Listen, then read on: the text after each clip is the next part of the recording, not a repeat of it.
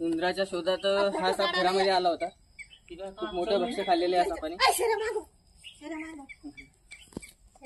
ती भरणी आहे ना, चांगला मोठा आहे, 5-5.5 फुट. आता एक सांगू का, हा साप इथं राहू द्या मला काऊन. आता हा पकडून नेणार, उद्या कोणता येणारे माहित राहणार आहे का आपल्याला? उंदराच्या वासानं दुसरा कुठलाही साप येणारच आहे. त्याच्यामुळे हा साप समोर सोडून द्या. या सापापासून काही भीती नाही, काही नाही, माहिती पण झाली. तोंड बारीक, तोंडावरती उभ्या रेषा, पोटाला पूर्ण पिवळा.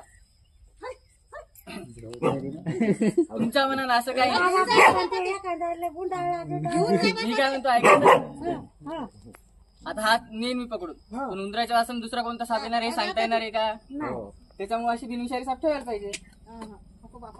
नाही